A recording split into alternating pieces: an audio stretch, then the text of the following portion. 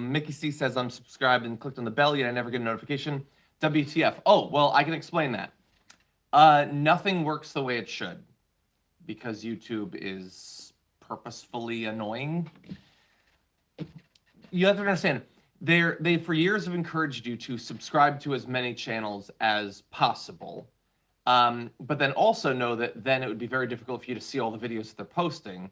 So they have to do notifications things, but they don't want you to get everything because maybe it'd still be too much. It's really annoying. The entire thing is very annoying. But anyway, I am here. Thank you, everybody, for being here. Sorry for me starting late. We've got a big old rundown, and I'm prepping for the top 10 list, which is going to be Francesca Fiorentini and I going down through our top 10 favorite traditions in the holidays. And some of them might be ones that you share. Some might be more specific to our family or just us individually. But I got some for you, and we're going to be talking about them. We also have a lot to talk about in the pre-show, so in the less than 10 minutes that we have. So if you wouldn't mind hitting the like button, that would be great. We're going to jump into some news. Let's start off with some fun. This week is going to be fun. Other than Joe Manchin, it's the holidays. I want fun, and we're going to have it, okay? So let's start off with this video. Played Dinosaur World board game this weekend. It was Chef's. That's awesome. I haven't played that one, but I did play Dinosaur Island. I also like Dinogenics. Governor finally addresses the smash and grab spike. Finally! Los liberal da scraping jail times for juveniles convicted of felony crimes. What he plans to do that critics call a get out of jail for governor finally addresses this. So, liberal da. I think it's more like a liberal duh. Anyway, so look, as Jank always says, these people are news actors. They're brought on there to read their lines or whatever, not because they necessarily know anything about what they're talking about. And I think it's demonstrated by, it's not the hold on one sec. It's not just the liberal da when it should be liberal da. Okay, you're using a teleprompter. Someone wrote this for you. You're not thinking yourself. That whatever. That happens. It's the fact that she then just continues and never corrects it. Like it would be one thing to be like liberal DA says that he's like. You'd have to understand that you made a mistake to correct it, or to care about what people are hearing to want it to be corrected. But that doesn't actually exist there. You can mispronounce things differently. I sometimes will mispronounce something when I'm quickly reading like super chats during a break or something, but you should still have the process running in your brain that would tell you that you made a mistake. So that's your liberal duh for the day. Oh, by the way, there was a COVID, don't get on me with the water. Happy birthday, Brooke. There was, okay, I'm in the middle of announcing this COVID outbreak in the Senate and I'm coughing, so that's great. By the way, Omicron is everywhere. I'm boosted. I'm hoping that that's going to help get me through. We're going to see what ends up happening. Anyway, Elizabeth Warren and Cory Booker both test positive, but say that they have very mild symptoms. They're vaccinated and boosted and all of that. So everyone just be careful.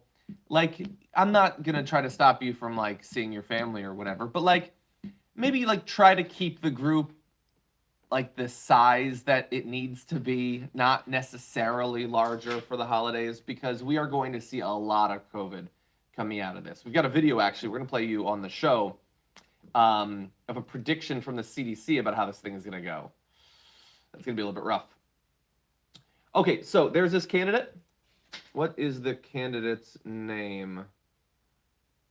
Omar Navarro. Oh, we've talked about Omar Navarro before, running for Congress.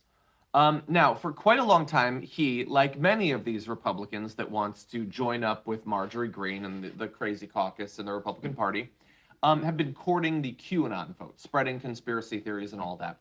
Omar Navarro apparently has stopped doing that for a little bit. Now, why? Is it because suddenly become reasonable or realized that it was a massive con, that it was based in nothing, that it was leading to families being broken apart and all that? No. He said that he stopped posting about QAnon to avoid being banned from platforms. Quote, I'm not dumb. October of last year, he literally just tweeted, where we go one, we go all. So that's about as explicit as it can be. So no, there has been no learning. And by the way, since then, is gone. Like, the Q person doesn't even post anymore. But why would you learn? Why would you learn based on that?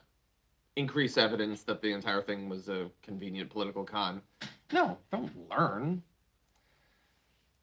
Anyway, let's catch up on comments. Luck Dragon says, if Biden wants to show he has a pair, he'd pass the Build Back Better plan through executive order, but I believe he's been neutered by the GOP. So there's a version of that I think is definitely true. There's a lot that he could do. He doesn't have the unilateral ability to, conjure up trillions of dollars through executive order. But there's certainly a lot that he could do. And I share what I think is unstated in your comment in that I don't think he's going to do anything. Moondragon says Ingram can read. Well, that was actually, I think that was Harris Faulkner. Anyway, Trump is suing the Attorney General of New York to once again stop the investigation. By the way, a couple of years ago, actually, was it a couple of years ago? I don't know, maybe a year ago. So I've said for a long time, and justifiably become less popular as a result of it, that if you sort of had lingering in the back of your mind this idea that, hey, maybe we'll get justice for Trump. I mean, he did so much, and he clearly has broken the law. Maybe he'll end up in jail. I've always cautioned you to not expect that anything like that is going to happen. And then even if something bad happened, it's going to be after years and years of legal back and forth and everything. This is what that legal back and forth looks like. There's constantly judges saying, you can go forward with your lawsuit, and then he sues it, so that slows it down. Like, that's why we occasionally check in on these things on the channel, but I don't keep a watch on it like I do for other topics, like climate science and stuff like that. Just because if it happens, honestly. And there's going to be so many, like, convolutions, and it just, I can't take it. Can't take it. Now, we are growing closer to, I believe, tomorrow night, maybe Wednesday, we're going to find out if the Kellogg's workers have accepted the new deal. They have this tentative deal with Kellogg's. I've got Pop-Tarts waiting to be eaten, if the deal is taken. But I did see this, and I found it to be so annoying. Kellogg's executive sent an email to other members of the management team and says, we have reached a tentative agreement with the union. Okay, that's good. They did. We'll brief everyone at tomorrow's meeting. In short, overall bucket of money stays the same. Just shifts money from one bucket to another. No gain overall for them with 3 more weeks of strike and no income. No ratification bonus. So that's a manager talking to other managers. And I just love that, he's like, fuck them. They didn't get shit. 3 more weeks. They didn't get nothing for it. They think they're doing better. No, they got nothing for them. It's your fucking workers. It's your fucking workers. I understand that is how that is not only how they're going to talk, but that is totally how they talk with each other. But fuck every member of that team who's hoping that those workers never make an extra cent. Anyway, Progressive Choice says death to Pop-Tarts. I know, I should probably just continue afterward. By the way, is it true that they have removed all references to Kellogg's from Pop-Tarts boxes? I believe that it's true. Can anyone confirm that? Dragon Slayer Dragon says, the problem with Omicron is that with mild symptoms, it will be taken less seriously, and the masses are oblivious to how we got it in the first place, so many mutations to follow. That is entirely true. Arthur Ashbrook, yes, we will be back next week. I don't know if we're on for every day. I'm not sure. Okay, so let's jump briefly into the headline story for the pre-show, and that is Marjorie Greene. Now, the story we're talking about is not this, which I think we talked about this months and months ago, but it's back in the news that Marjorie Greene owned stock in, let's see, Pfizer, AstraZeneca, and Johnson & Johnson. Isn't that fucking amazing? That she was making money off of all of the main producers of the vaccines, basically.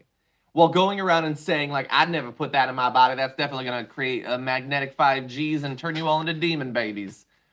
But, I hope that people do, because I really want them to make a lot of money off of this so that I can make bank. It's so transparent. It's the sort of shit that within the, worldview of people who believe these crazy conspiracy theories, should break through, but it won't. It won't. By the way, like, she has a lot of money in investments too. No, I mean, not as much as, you know, people like Nancy Pelosi or anything like that, but just these are wealthy people. They're not like us. Anyway, and the headline story is not about her comments about polio. How many breakthrough cases of polio are there? We got rid of it because of vaccines, you dunce. Like, the comment you just made is demonstrating the exact opposite of what you think it is, you big dumb dummy, you dumb dolphin. It's not that. We'll get to it in a second. Jump to it says, I bought Pop-Tarts yesterday because I thought they had a deal. Also, no Kellogg name except in the fine print. Yeah, think about that. If you have to remove your company name from your product because of how bad you are. No, the worst comments are this, and we will move to them now. Okay, we're probably going to get a call soon, so we're going to see what happens, but here we go. This is from the talking points, turning points, whatever, talking points, turning points. When I walked in yesterday, I was like, what kind of people come here? I think I know. So I'm walking around and seeing some good people, and I see white people, black people, brown people, yellow people. And there's talk of freedom and loving America. Okay, we might play a little bit more of that, but ew. She is on a stage in front of crowds with video cameras at her, and she just referred to seeing yellow people in the crowd. Ugh. Now, here's the thing. Like, I am sure that there's probably all sorts of diversity at this event in very minimal quantities. What would you think if you were one of the people she was, like, slurring in those statements? I don't know. But, like, George Takei, he posted a tweet about this. He says, I honestly haven't heard someone use yellow people for decades. Perhaps she meant yellow-bellied people, because there are certainly lots in that crowd. I like that. That's good. But, like, I worry, you know, because I have a camera pointed at me a lot. I worry that I'm going to occasionally, like I don't know, like, if I'm reading a comment, there have been occasions when someone will have a comment that sort of implies or jokes about violence. I worry that I'm going to quickly read it without realizing that I'm reading that, like, right before the end, or that they might slip something in or whatever. But imagine going in front of a crowd and, like, she's like vamping or whatever, like, hey everybody, like, I'm Marjorie Greene, everybody loves me, and the yellow people are over there, like, Jesus fucking Christ. But this is who she is. By the way, this speech that she's giving is in defense of, she says the left calls this a white supremacist party. Like, she was trying to demonstrate that, no, they're actually, like, we're egalitarian. Everybody comes together. Big tent. We all come together. We're not white supremacists. I just, in demonstrating that, I'm going to refer to people as yellow. Colloidal silver makes me afraid. Yeah, okay, we're going to watch just a little bit more of the video, and then I got to go. Okay. And conservative principles. Some crazy people in here were talking about how much they love this guy named Jesus.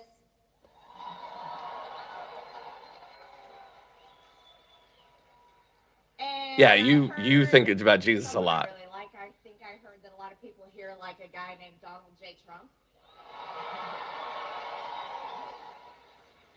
And then I said, ugh.